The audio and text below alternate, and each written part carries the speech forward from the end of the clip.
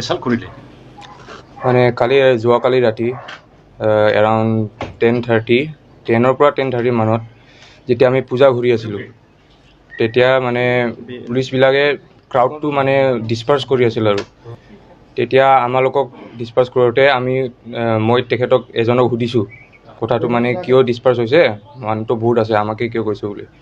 তাতে মানে সিহঁতৰ মানে মোক ঠেলাৰ পিছত মই আকৌ সুধিছোঁ। এইবাৰ আকৌ সোধাতে মই অলপ জোৰত কৈছোঁ কাৰণ মোক ঠেলিছে সিহঁতে। তাৰপিছত ঠেলাৰ পিছত সিহঁতে মাৰাৰ পিছত মই পুলিচক আমি কিয় এনেকুৱা দাদাগিৰি দেখাই আছোঁ বুলি সিহঁতৰ গাড়ীত সোমালে, আমাক গাড়ীত সোমোৱাৰ পিছত থানাত লৈ গৈছে। তাতে মানে আৰু তেনেকুৱা সিহঁতে মানে বহুত কি আঘাত পালে? মানে কিবা এনে তেনেকুৱা বডি ইঞ্জুৰি আছে, হাতত মানে কৰিব নালাগে বুলি আৰু তোমাৰে বেয়া হ'ব বুলি মাউথত আছে। তেতিয়া ভাবিলোঁ আমি কিবা ঘটনা হৈছিল নেকি? মই হিউমেন ৰাইট ঘটনা এনেকুৱা একো হোৱা নাই। হিউমেন ৰাইট কমিশ্যনত মই ষ্ট্ৰংভাৱে এছাল্ট কৰা হ'ল কাৰণ মই এটা কুৱেশ্যন সুধিছিলোঁ সিহঁতক, মানে ডিছপাৰ্চ কৰাৰ ৰিজনটো সুধিছোঁ পলাইটলি, একদম ভাল ষ্টেট অফ মাইণ্ডত পলাইটলি সুধিছোঁ। তাৰপিছত সিহঁতে মানে সেইটোতে কিবা সিহঁতৰ হৈ গৈছে। জাগাটো ক'ত আছিল? জাগাটো কিবা শান্তিনগৰ সুভাষপল্লী বাজাৰত। কি বিচাৰিব? এতিয়া এইটোৱে, আমি এনেকুৱাতো হ'ব নালাগে, এইটোতো ভায়লেশ্যন হৈছে, মানে সিহঁতে এটা ব্ৰেক কৰিছে, সেইটোৱে আৰু সব। এছঅপি মৰ্মে আছিলে 10টা বজাৰ লাষ্ট আৱাৰ 10টা বাজে, তেতিয়া একজেক্টলি 10টা বাজি মানে হৈছে, হ'লেও পাৰে 10 মিনিট তেনেকুৱা পাৰ হৈছে। তাৰপিছত মানুহ বহুত আছিল, ক্ৰাউডেড আছিল বহুত, পূজাৰ সময় আছিল। তোমালোকৰ কিমানজন আছিলে সদস্য? আমাৰ গ্ৰুপৰ পৰাতো আমি 5জনমান আছিলোঁ। তাৰপিছত তাত আৰু এনে বেলেগ মানুহ বহুত আছিল। গাড়ীত আছিল নেকি না, আমি তাতে ছাইডত আছিলোঁ, আমি এটা দোকানত। পুলিচে কেইজনক এছাল্ট কৰিলে? মেজৰভাৱে মোক এছাল্ট কৰিছে, মোৰ লগৰ 2জন আছিল, সিহঁতকো এছাল্ট কৰিছে। থানাত কিমান ঘণ্টা লাগিলে? থানাত আমি এৰাউণ্ড 3হে ওলাব পাইছোঁ চাগে, ৰাতিপুৱা ইয়াছ। মই যোৱাকালিয়ে মই থানাতে ভাবিছিলোঁ সিহঁতৰ এগেইনষ্টত কিবা দিব লাগে নেকি কেছ, কিন্তু থানাততো নহ'ল তেনেকুৱা। সিহঁতে মানে বহুত মানে কিবা তেনেকুৱা কৰি আছিল, টৰ্চাৰ মানে কৰিব নালাগে বুলি, কৰিলে তোমাৰে বেয়া হ'ব বুলি। এতিয়া ভাবিলোঁ মই হিউমেন ৰাইট কমিশ্যনত, নেশ্যনেল হিউমেন ৰাইট কমিশ্যনত মই লজ কৰিম ৰেজিষ্টাৰ এটা কমপ্লেইন কৰিব। ঠিক আছে কৰা নাই। কি বিচাৰে এতিয়া আপুনি? এতিয়া মই বিচাৰোঁ মানে যেনেকৈ অত্যাচাৰ কৰি আছে আছাম আৰক্ষীয়ে স্পেচিয়েলি আমাৰ বড়ো যুৱকসকলক, আৰু মই কোনো মানে বেলেগ জনজাতিৰ মই এগেইনষ্টত নহয়, তথাপিও মই দুটামান আৰু ৱাৰ্ড ক'ব বিচাৰিছোঁ। আৰু তাতে স্পটত বহুত কেইটা মানুহ আছিল, হিউজ ক্ৰাউডেড মানুহ আছিল। সেই অসম আৰক্ষীয়ে অকল বড়ো ল'ৰাকেইটাকে দেখিলে নেকি? কোনোবা ট্ৰিপল কেৰি উঠি গৈছিলে, সিহঁতৰ এছঅপি টাইমত পাৰ হৈ গ'ল, দুৰ্গা পূজা পেণ্ডেল চলি আছে, সিহঁতে মানা কৰা নাই। এই যোন মানুহে ছাইডত আছে, অকল পানী কিনি কেনে খাই আছে, তেওঁলোকক যদি এবাৰ কুৱেশ্যন কৰাতে যদি ইমান অত্যাচাৰ কৰে, সেইটো ফিউচাৰত কি হ'বলৈ গৈ আছে আমাৰ ব্ৰিটিছবাসীৰ?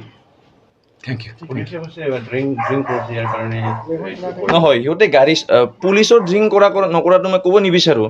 সিহঁতে ড্ৰিংক কৰিছে কৰা নাই তাৰ বিষয়ে মই একো ক'ব বিচৰা নাই, কিন্তু যিহেতু সিহঁতে গাড়ীও চলোৱা নাই, সিহঁতে জাষ্ট মানে দোকান ওচৰত বোলে সিহঁতে মানে ষ্টেণ্ড হৈ পিনে আছিলে, তেতিয়াও যদি ইমান মাৰ খায়, তেনেহ'লে আমি অসমবাসী নহয় বুলি আমি ভাবি ল'ব লাগিব। এতিয়া থানাত লৈ গৈছে, আমি শুনি পিনে গৈছোঁ, আমি বন্ধু হিচাপে সুধিবলৈ গৈছিলোঁ আমি থানাত। তেতিয়া আমাৰ OC ছাৰ আছিলে, সিহঁতক যেতিয়া আমি সুধিলোঁ যেনিবা ছাৰ কিহৰ কাৰণে সিহঁতক লৈ আহিছে থানাত, তেতিয়া সোধা সময়ত মানে ছাৰে আমাৰ লগত অলপ ডিছকাছ কৰিলে। তেতিয়া OC ছাৰ আৰু তাৰপিছত গংগা ফুকন ছাৰ, সিহঁতে আমাক কি ক'লে, তহঁতে ইমান ইয়াতে দাদাগিৰি দেখাবৰ কাৰণে কিয় আহি আছা? তাৰপিছত আমি ক'লোঁ, যদি কোনোবা ব্যক্তিক যদি থানাত লৈ আহিছা, কোনোবা মানুহতো যাব লাগিব না, গাৰ্জেন যদি সিহঁতে আহি পোৱা নাই, সিহঁতৰ লগৰীয়া বা দাদা ভাইটো যাব লাগিব, ফেমিলি মেম্বাৰ। তেতিয়া যোৱা সময়ত এনেকুৱা সিহঁতে আমাৰ লগত ব্যৱহাৰ কৰিলে যে তহঁতে ইয়াতে ইমান দাদাগিৰি দেখাই আছা ন, তহঁতক লকাবত সোমাই দিম বুলি মই আৰু এজন মোৰ লগৰীয়া আছে, সিহঁতে কি কৰিলে, উল্টা আমাকহে লৈ গ'লে ভিতৰত। মোটামুটি ৰাতি 12:30 মানত আৰু আমি শুনি পিনে গৈছিলোঁ তেতিয়া। তাৰপিছত তেতিয়া সিহঁতে আমাক লকআপত সোমাব চেষ্টা কৰিলে। তাৰপিছত সিহঁতে আৰু এনেকৈ আমাক দম দিলে আৰু অসম আৰক্ষীয়ে। তহঁতে ইমান মানে যোনটো কৰি আছা মানে তহঁতক যদি ইচ্ছা হয় আমালোকে লকআপত সোমাই পিনে তহঁতক মাৰিব পাৰে, পিটিব পাৰে। আৰু তেওঁতে কি ক'লে মানে ফিউচাৰত তহঁতৰ কি হ'ব ভাবি লোৱা, তহঁতে ইয়াতে আহি পিনাই আমি লৈ আহিছোঁ তেহঁতক, আইন দি কি কৰিব লাগে আমি কৰিম, সিহঁতে ক'লোঁ আৰু কৈছে আৰু। তাৰপিছত আমিও ক'লোঁ যেনিবা আইন দি কৰক আপুনি, এটলিষ্ট আমি গাৰ্জেনক জনাই দিম কি হৈছে বুলি। তেতিয়া যেই ভাবি সিহঁতে আমাক দম দিছে অসম আৰক্ষীয়ে যে তহঁতক লকআপত সোমাম বুলি, আৰু লৈও গৈছিলে তেহঁতে। তাৰপিছত ইহঁতে নিজে কি ভাবিলে আমাক ক'লে তে ভাইটি তহঁতে যোৱা, সিহঁতক এৰি যোৱা বুলি। তাৰপিছত আমি মাতিলোঁ সিহঁতৰ মা দেউতাক মাতিলোঁ, তাৰপিছত মানে বহুত দেৰিকৈ কথা পাতিছে। তাৰপিছত ৰাতি এৰাউণ্ড মানে 3:30 বজা মানত এৰি দিছে আৰু। তাৰপিছত এৰিছে যদিও যি ভাবে সিহঁতক মাৰিছে, এটা মানে গৰুৰ নিচিনা যোনটো মাৰিছে সেইটো আমি ভাবোঁ এইটো বহুত দুৰ্ভাগ্যজনক কথা। আৰু আমাৰ বড়ো জাতিৰ কাৰণে মানে এটা সেইটো মানে ইংগিত বুলি ভাবি লৈছোঁ যে ফিউচাৰত আৰু কি হ'বলৈ গৈ আছে আমাৰ মানে বড়ো যোনটো যুৱ আছে তেহঁতৰ ওপৰত মানে কেনেকৈ সিহঁতে বিহেভ কৰে, কেনেকৈ সিহঁতে আমাক মানে অত্যাচাৰ কৰি আছে, এইটো বহুত বেয়াকৈ এটা মেছেজ দি আছে। আৰু তাৰ বিষয়ে মই এটা মেছেজ দিব খুজিছোঁ আমাৰ মানে ৰাইজসকলক যে আপোনালোকেও যাহাতে সেইবিলাকৰ যোনটো পুলিচৰ অত্যাচাৰ সেইবিলাকৰ যদি স্বীকাৰ কৰে আপোনালোকেও মানে চুপ নাথাকিবা, আপোনালোকেও ভইচ ৰেজ কৰা। আমাৰ ৰাইটছ আছে সুধিবৰ কাৰণে কিহৰ কাৰণে আপোনালোকে মাৰিছে, কিহৰ কাৰণে আপোনালোকে উঠাইছে। তো সেইটোৱে আমি চিনচিয়াৰ হৈ পিনে থাকিব লাগিব। আমাৰ স্পেচিয়েলি বড়ো জাতিৰ যোনটো মানে যুৱকেইটা আছে তেহঁতে চিনচিয়াৰ হৈ পিনে থাকিব লাগিব। প্ৰমোদ বড়ো ছাৰ, এতিয়া মই ক'ব বিচাৰোঁ ছাৰক, ৰিকুৱেষ্ট কৰিব বিচাৰিছোঁ যে আপুনি কৈছে যে শান্তি পৰিৱেশ BTCত আহি গ'ল, কোনো এক্সট্ৰিমিষ্ট নাই আৰু আমাৰ BTCত, বড়োৰ মানে আৰু NDFB নাই, ULB নাই, NLFB নাই বুলি এতিয়া কোনেও নাই। কিন্তু আমি ভাবোঁ এতিয়া মানে যোনটো পৰিৱেশ লৈ আহি আছে অশান্তি পৰিৱেশ, সেইটো আমাৰ অসম আৰক্ষীয়ে মানে তেহঁতে অশান্তি পৰিৱেশ লৈ আহি আছে। এতিয়া এক্সট্ৰিমিষ্ট নাই, কোনো সংগঠন নাই, এতিয়া শান্তি হ'ব লাগিছিল। তথাপিও যোনটো অসম আৰক্ষীৰ অত্যাচাৰ সেইটো আমি ভাবোঁ সেইটো এক্সট্ৰিমিষ্ট পৰাও বেছি বেয়া অত্যাচাৰ বুলি মই ভাবি লওঁ। Thank U.